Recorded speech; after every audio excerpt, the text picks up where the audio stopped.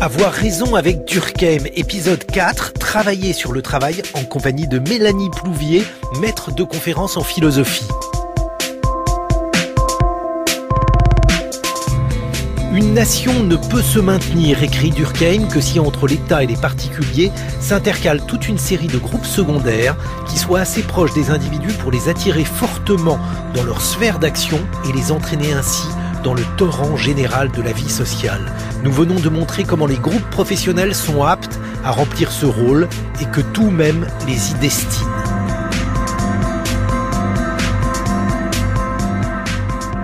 Bonjour Mélanie Plouvier.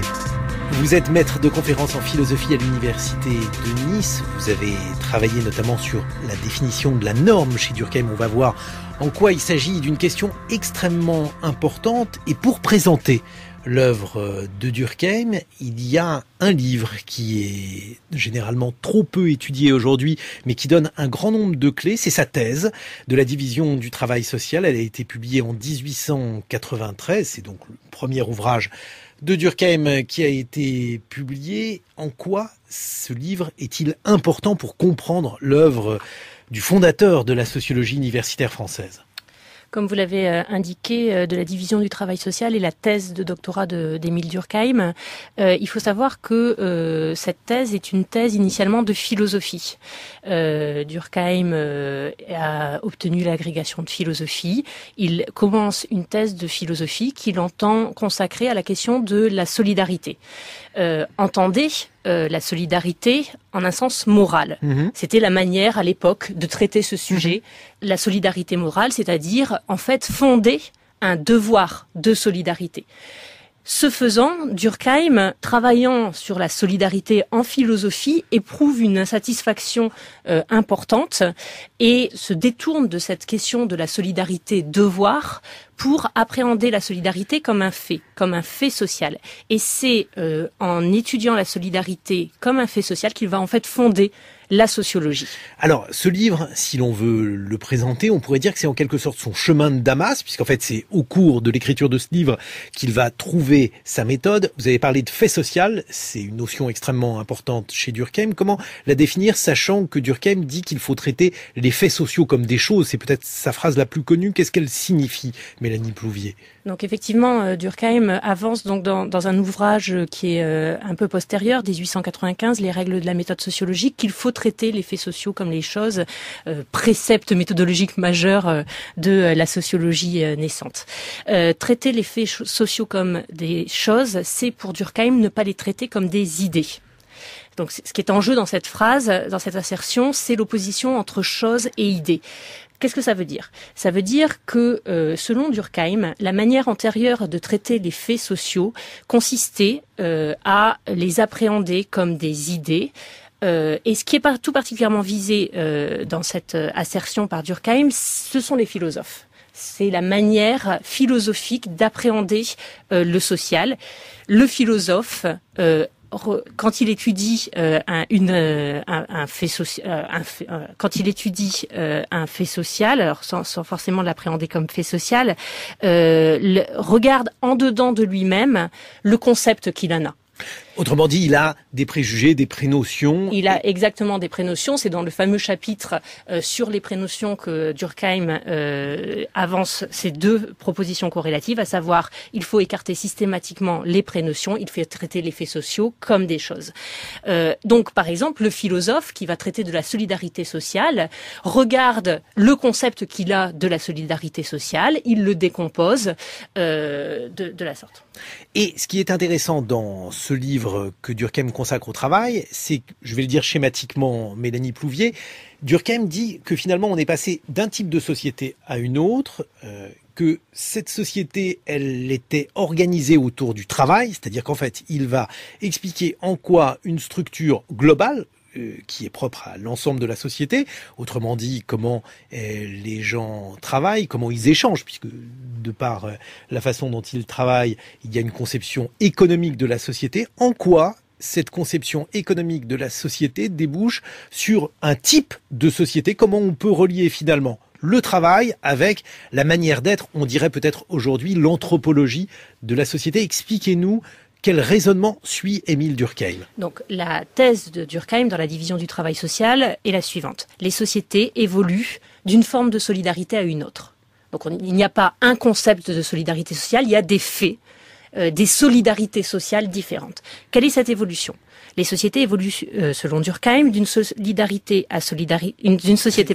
à solidarité mécanique à une solidarité organique. Ce qui est un faux ami, j'insiste là-dessus, puisque le mécanique chez Durkheim, c'est ce qui est antérieur à, en réalité, la révolution industrielle, et l'organique, c'est la forme présente. Expliquez-nous pourquoi il choisit ces deux termes. La solidarité mécanique désigne pour lui un mode de cohésion des sociétés fondé sur la similitude. Les individus sentent, pensent, agissent avec ensemble, de manière harmonieuse, parce qu'ils sentent, pensent, agissent similairement. Les contenus de conscience sont les mêmes. Face à, par exemple, à un saccage d'un totem, les membres de la communauté totémique vont éprouver le même sentiment d'horreur, ils vont agir de la même manière. C'est le premier mode de cohésion sociale que Durkheim définit comme solidarité mécanique, parce que, dit-il, les éléments sont assemblés, les individus sont assemblés comme au sein de la matière, de manière juxtaposée. Ce qu'affirme Durkheim, c'est que ce type de solidarité correspond aux sociétés dites anciennes, aux sociétés anciennes ou aux sociétés archaïques, et que, avec les progrès de la division du travail social, on quitte ce mode de cohésion pour un mode de cohésion fondé sur la différenciation. C'est-à-dire que dans nos sociétés modernes, nous agissons, nous pensons, nous faisons les choses de manière harmonieuse, non pas parce que nous sommes similaires, mais parce que nous sommes différents, parce que nous sommes des individus différenciés. Vous allez me dire, comment peut s'opérer une telle harmonisation de la différence ?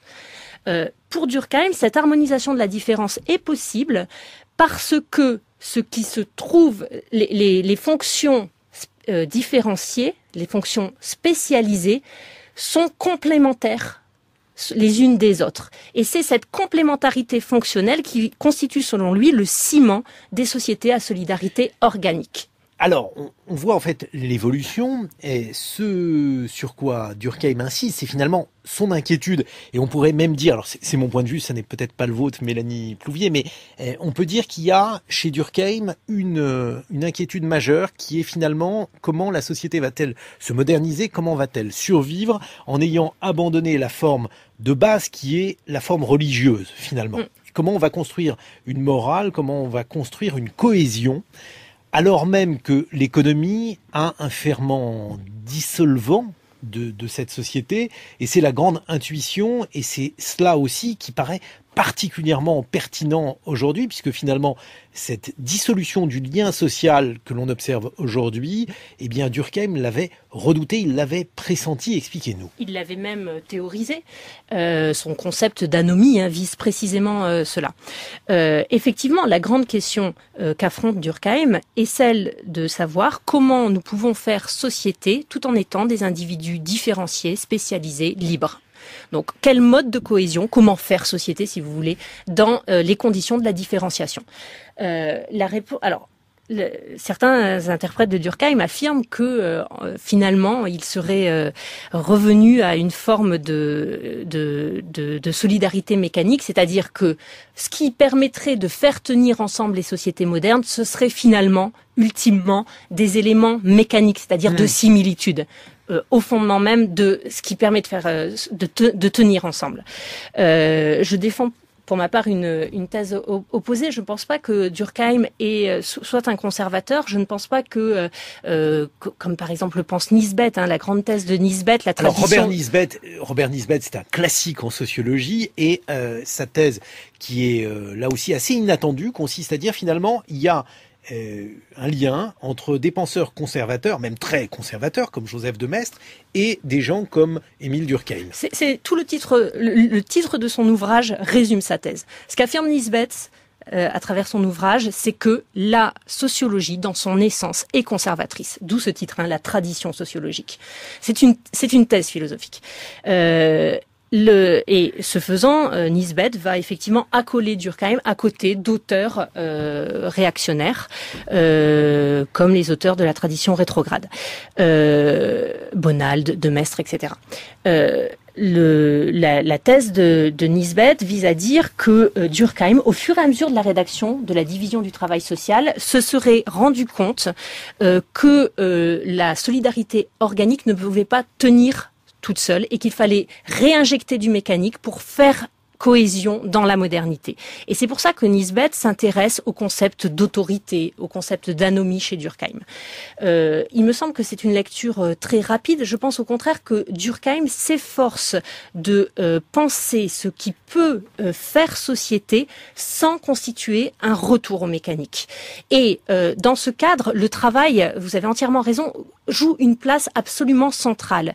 C'est par le travail, c'est en particulier par l'organisation sociale du travail, que les sociétés modernes peuvent aujourd'hui se structurer. C'est une intuition géniale, et c'est une intuition géniale qui se distingue de Marx, puisque, à la différence de Marx, qui parle de structure métaconsciente, puisque chez Marx, il y a l'idée finalement que le capital, par le biais des infrastructures, des superstructures, va influencer les hommes. Chez Durkheim, c'est pas cela. Chez Durkheim, c'est le travail concret qui, lui, provoque des effets concrets sur les hommes concrets. C'est en quelque sorte une manière beaucoup plus abouti, c'est pas un jugement de valeur, mais on voit très bien par quel biais ça passe chez Durkheim, l'identité sociale, par le biais du travail, Mélanie. Alors c'est effectivement par le biais on pourrait dire de l'activité elle-même, et Durkheim est un de ceux qui se rend compte que nos sociétés modernes accordent une place centrale au travail. Il y a des passages de la division du travail social où il y a une forme d'émerveillement de Durkheim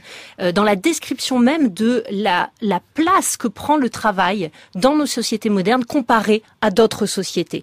Et là où Durkheim me semble avoir une intuition encore plus géniale, si on peut se permettre ce terme, c'est dans le fait c'est pas simplement l'activité concrète qui l'intéresse, c'est comment on organise socialement l'activité concrète. Comment l'activité va être réglementée. Et il me semble que de ce point de vue, il y a deux grandes formes d'organisation que préconise Durkheim qui peuvent être des lumières éclairantes pour aujourd'hui. Alors d'une part, il y a la question de la réglementation juridique du contrat de travail, ce qui adviendra plus tard sous la forme d'un droit du travail, qui n'est pas encore présent. Et il y a la question de l'organisation du groupement professionnel, sous la forme donc d'une réforme du groupement professionnel que Durkheim nomme réforme corporative. Alors c'est cette deuxième réforme qui a souvent été retenue pour considérer que Durkheim finalement était un conservateur déguisé en socialiste. Exactement. Donc il faut voir. Je me permets de dresser un panorama un peu rapide de l'état du groupement professionnel à l'époque de Durkheim. Donc la Révolution française avait supprimé les corporations d'Ancien Régime. C'est le fameux décret d'Allard et la loi Le Chapelier de 1791 qui dissout toutes les formes d'intermédiaires professionnels entre l'individu et l'État. Et au moment où Durkheim écrit la division du travail social, en 1893, l'organisation syndicale est simplement à ses commencements. Les syndicats et associations professionnelles viennent d'être à nouveau autorisés par la loi Waldeck-Rousseau de 1884. Donc, on est vraiment à un moment où les choses sont en train de se mettre en place et ce que propose Durkheim, c'est face à cet état de vide d'organisation du travail, de vide d'organisation de la vie économique, et face à la nécessité d'organiser, parce qu'on est à un moment où il n'y a aucune forme de réglementation du contrat de travail, etc. À ce moment-là, Durkheim propose de manière assez surprenante de restaurer le groupement professionnel, de restaurer plus exactement la corporation. Alors, pourquoi ce choix de la corporation? Choix qui peut paraître surprenant, voire même peut-être malheureux. Alors pourquoi un choix malheureux? Parce que Durkheim le concède lui-même, la corporation, elle a contre elle son passé, à savoir le passé d'Ancien Régime, où la corporation condensait deux défauts majeurs, à savoir les privilèges des maîtres et ce qu'on appelait déjà l'égoïsme corporatif. D'accord. Et on peut ajouter une autre raison de ce choix malheureux, mais que Durkheim ne pouvait pas anticiper, c'est le futur de la corporation, ce que va devenir la corporation, en particulier durant la Seconde Guerre mondiale, l'État corporatiste fasciste. Donc vraiment, ce terme coalise contre lui énormément de griefs. Pour autant, Durkheim maintient ce choix de la corporation. On peut se demander donc pourquoi un tel choix, pourquoi un tel terme. Il me semble qu'il y a derrière ce choix une thèse forte qui est de dire que la défense des droits des travailleurs passe nécessairement par la défense de la profession. C'est-à-dire que les droits ne pourront être constitués, les droits des travailleurs ne pourront être constitués que via chacune des professions. Et il y a là, ce me semble, un enseignement possible pour nous aujourd'hui, dans ces temps qui dénoncent un peu vite le corporatisme. Bien sûr. Ce qu'affirme Durkheim, c'est que la défense des droits des travailleurs ne se fait pas en ôtant certains droits à certains, entre guillemets, privilégiés au privilège de certains travailleurs. C'est nécessairement toutes les professions qui doivent constituer un droit. Alors, reste après la question plus de fond, quelle est la forme de la corporation et pourquoi Durkheim maintient-il cette forme corporative? Durkheim, le point important, et c'est ce qui commande la critique durkheimienne du syndicat, de la forme syndicale, pour Durkheim, la corporation a l'avantage de maintenir en son sein les employeurs et les employés, les patrons et les salariés. À la différence du syndicat ou de l'organisation syndicale qui oppose organisation de travailleurs et organisation patronale. Donc, on voit qu'en fait, ce qui est derrière tout cela, c'est le souci que Durkheim a de la cohésion de la société, puisque c'est quelqu'un qui considère que la lutte des classes, que tout ce qui relève du conflit est quelque chose d'haïssable, et c'est même son inquiétude. Et si c'est son inquiétude, eh bien, il se propose, dans l'ensemble de son œuvre, il le dit explicitement, mais finalement, il le pense à chaque moment, il essaye de construire une morale, qui soit une morale laïque, puisque encore une fois, ce qui est problématique pour Durkheim, c'est que les hommes vont devoir vivre sans le secours de la religion organisatrice. Et pour Durkheim, la morale est, selon moi, synonyme de cohésion sociale. C'est-à-dire que finalement, construire une morale, c'est construire une homogénéité sociale. Comment s'y prend-il à cet égard, Mélanie Plouvier ? Alors, effectivement, le ferment social passe par la morale et le fait de construire une morale adaptée à la modernité. Pour autant, cette morale ne passe pas, il me semble, par une homogénéisation et surtout, elle passe par des institutions. Et concernant le problème de l'organisation de la vie économique, Durkheim ne propose pas une moralisation de la vie économique. Il ne propose pas, il ne cherche pas à susciter certains comportements vertueux de travailleurs ou d'employeurs qui transformeraient progressivement la vie économique. Non, il propose une véritable socialisation de la vie économique cette socialisation aura des effets moraux. Et cette socialisation de la vie économique passe en particulier par sa proposition de réforme corporative. Et je reviens, si vous me permettez, sur cette organisation et ce choix du terme même de corporation.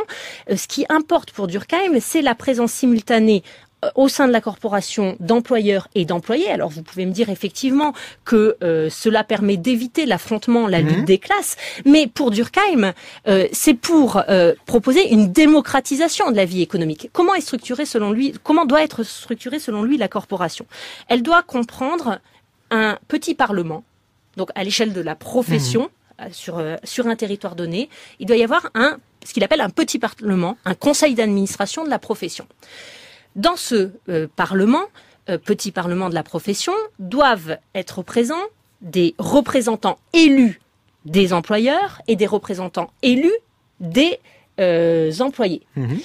Et ce conseil d'administration va décider, après délibération, concertation, va décider des grandes normes qui vont régir la profession. Ce qui veut dire très concrètement que dans la proposition durkheimienne, les employés et les employeurs décident démocratiquement de la gestion de la profession. Et il faut voir jusqu'où va Durkheim dans le détail de ce que la corporation va réglementer. Il nous dit que la corporation doit réglementer et il appelle cela le droit professionnel, doit réglementer la relation de travail. Donc, le petit parlement de la corporation va décider de la quantité de travail, les conditions de travail, le montant du salaire, etc. Bref, ce qui va devenir bien plus tard la convention collective. Mais, et c'est là où il me semble que Durkheim a une proposition totalement novatrice, Durkheim nous dit également que ce petit parlement doit décider de la production elle-même. C'est-à-dire quel produit, quelle quantité, vendu à quel prix. Bref, ce n'est rien moins qu'une démocratisation complète de la vie économique que Durkheim propose en demandant à ce que les employés, et pas simplement les employeurs, aient un mot à dire sur ce qui est produit. Mélanie Plouvier, il y a chez Durkheim le souci donc de faire société, d'accompagner la société dans sa modernisation, et l'autre aspect qui est, à mon sens, extrêmement important dans la pensée de Durkheim, c'est sa réflexion sur les normes et à la fois donc sur la justice sociale, on vient de l'entendre dans votre raisonnement, mais aussi sur la justice tout court. Et là aussi, il propose une théorie qui est tout à fait nouvelle. Et c'est une théorie qui demeure encore valide aujourd'hui, même si bien souvent on ne sait pas qu'on la doit à Durkheim. Que dit Durkheim sur ce qui relève du crime et de la peine ? Alors, dans la division du travail social, effectivement, Durkheim corrèle les deux formes de solidarité sociale à des formes de droit. C'est-à-dire que à la solidarité mécanique correspond une prépondérance du droit répressif ou pénal. À la solidarité organique correspond une prépondérance de ce qu'il appelle le droit restitutif, qui correspond au droit civil essentiellement. Et là, on voit bien, pardonnez-moi, et on voit bien le lien que fait toujours Durkheim, comme tous les grands sociologues, parce que c'est ça aussi la méthode durkheimienne, l'idée qu'on va relier une sorte de stade méta-collectif, donc le travail, à d'autres éléments. Donc comment on peut relier le travail et le droit, alors même que ce sont deux phénomènes qui relèvent a priori de sphères hétérogènes. C'est tout à fait intéressant la manière dont Durkheim va nous donne des enseignements sur des réalités qui ne sont pas encore advenues, telles que par exemple le droit du travail. Parce que si on regarde sa description des différentes formes de droit. Donc, ce que Durkheim avance, c'est qu'on passe d'une prépondérance du droit répressif à une prépondérance du droit restitutif. Et ce point-là est très connu. Ce qui est moins connu, ce sont les formes que revêtent ces deux droits.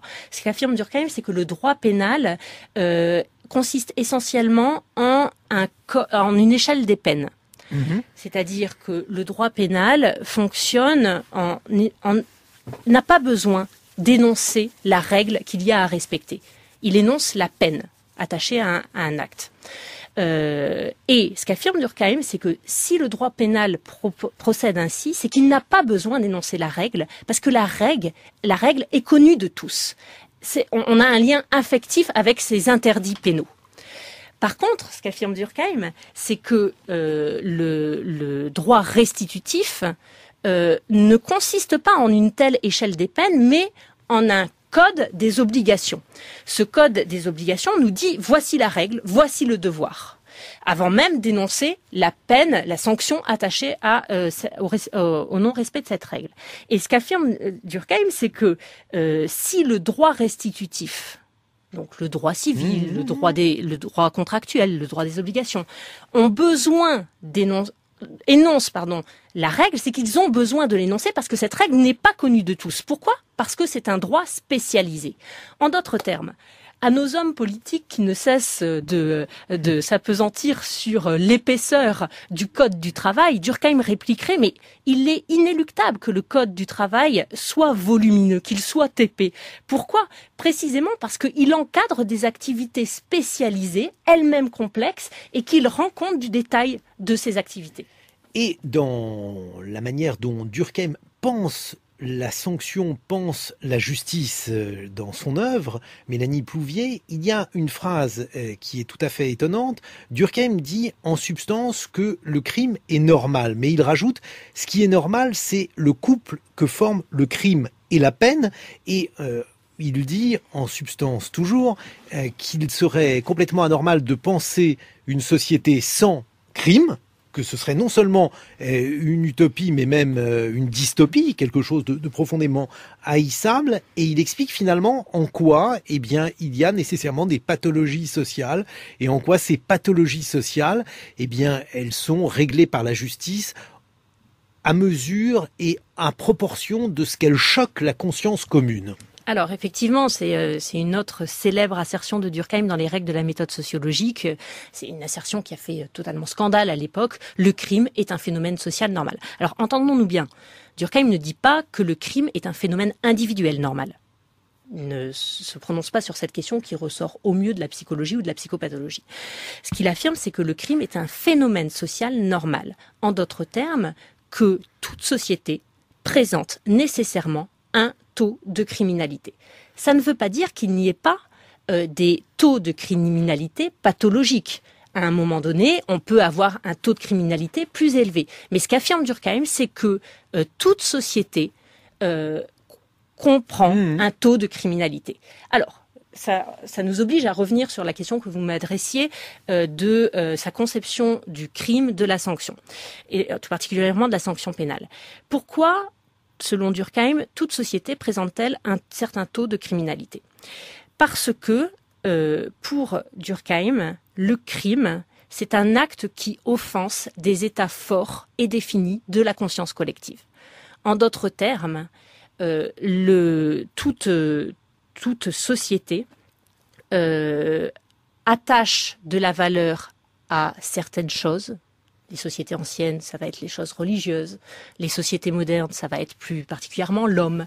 Mais toute société produit sans cesse de la valorisation, valorise certains éléments. Et le crime, c'est ce qui bafoue cette valorisation. Et pour Durkheim, la peine, la sanction pénale, c'est une réaction sociale à ce qui a offensé ces états forts et définis de la conscience collective. Mélanie Plouvier, en conclusion, que faut-il retenir, que doit-on retenir lorsqu'on est néophyte en matière de pensée durkheimienne et que l'on veut donc se confronter à cette pensée? Il me semble que ce qu'on trouve dans l'œuvre de Durkheim, et tout particulièrement dans la division du travail social, et encore plus dans la préface qu'il rédige en 1902, c'est au tout début du livre de cet ouvrage, c'est une proposition de réorganisation de la vie économique qui est très impressionnante parce qu'elle se base sur le fonctionnement de la vie économique. Elle ne fait pas table rase et pourtant elle la socialise en profondeur. D'une part via la réforme corporative dont je vous ai quelque peu parlé et qui propose d'instituer non seulement un droit professionnel qui va réglementer les relations de travail et même la définition même du produit, mais même plus largement, Durkheim propose, et c'est une anticipation majeure de ce qui va devenir la sécurité sociale, l'assurance, les différentes formes d'assurance sociale, il propose un financement des protections du travailleur via la suppression de l'héritage et la transmission de l'héritage au groupement professionnel, ce qui est un bouleversement complet de la structure même de la transmission héréditaire et qui vient penser une forme de propriété collective tout en maintenant au long de la vie des individus la propriété privée. Merci beaucoup Mélanie Plouvier.